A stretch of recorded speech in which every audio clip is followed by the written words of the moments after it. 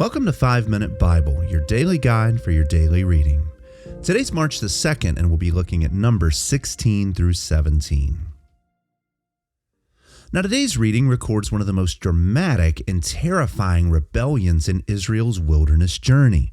In Numbers 16 and 17, Korah and a coalition of leaders rise up against Moses and Aaron. But this isn't simply just a leadership dispute, it's a challenge to the way that God himself has structured access to his presence. At stake is not personality, at stake is mediation.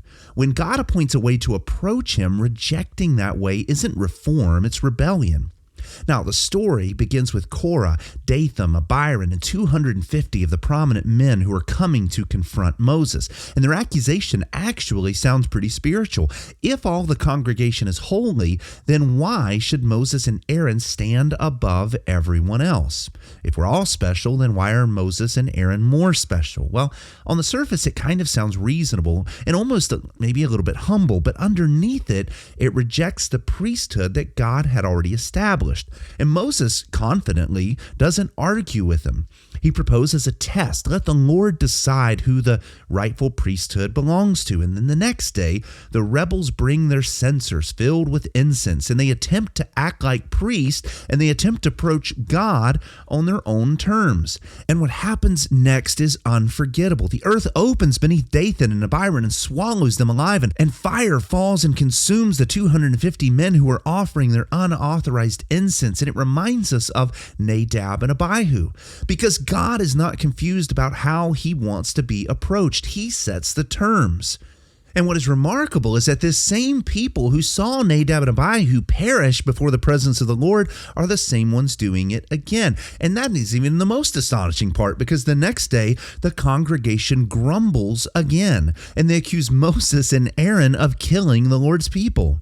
And then immediately God responds to this accusation with a plague that breaks out and spreads through the middle of the camp. And Aaron, as a good priest, takes his censer and fills it with incense and runs into the middle of the assembly, and he stands between the living and the dead, and the plague stops. Then in Numbers chapter 17, God provides an undeniable confirmation for the priesthood. Each tribe is going to lay a staff before the Lord, and by morning, Aaron's staff was the only one that had budded and blossomed and produced almonds. All the other sticks were left dead, but Aaron's dead stick came to life, and the priesthood of Aaron was vindicated. God himself had definitively spoken. Now, as you read today, I want you to ask yourself the following question. What happens when we reject the mediator that God has chosen for us, or the leadership that God has chosen for us? Numbers 16 and 17 shows us that resisting God's appointed leadership is not harmless. It's actually a spiritual revolt. And the thread that runs through these chapters is rebellion against God's mediation. Korah's complaint, again, it sounds noble. Every one of us are holy, so what's the big deal? But holiness does not eliminate structure. It actually requires it. God has established an order for how he wants his people to approach him. And in this text, Moses is the prophet, Aaron is the priest, and the sacrifice is the means by which God has ordained for his people to come. And if they don't come that way, well, they are violating God's commands. Korah does not even deny God's existence, but he bypasses the way that God had provided. And that is the heart of the problem, because it's not just about hierarchy. It's about how sinners draw near to this holy God. And when the God-ordained mediation is rejected, well, then judgment breaks out. The earth opens up, fire falls, a plague spreads. But underneath all of this judgment, there's another pattern that's working itself out here that is just as important, and that's intercession. When Aaron runs into the middle of the camp and he stands between the living and the dead, death stops at the boundary of his mediation. Authority, when it's appointed by God and exercised faithfully, provides life rather than death. But authority that's rejected brings nothing but consequences. Now, these chapters also unmistakably point to Jesus Christ, because Korah's rebellion reflects a deeper human impulse, because all of us prefer direct access to God on our own terms. We want to resist the appointed authority that we've been given. We want holiness without the priesthood, but God has provided us a true mediator. You see, when Aaron was standing between the living and the dead, he was foreshadowing something greater than himself, which is Jesus, who stands between the judgment and us. Where Aaron's incense halts a temporary plague, Christ's sacrifice on the cross halts eternal judgment. And the budding staff is more than just a sign of authority, it's a picture of the resurrection.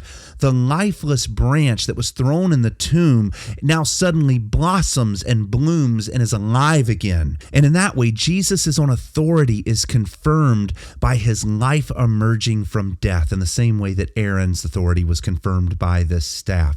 Christ is publicly vindicated, not by argument, not by force, but by resurrection power, which means that he has all authority. He is the one that God has vindicated. He is the one that God has said, I have set my authority on him.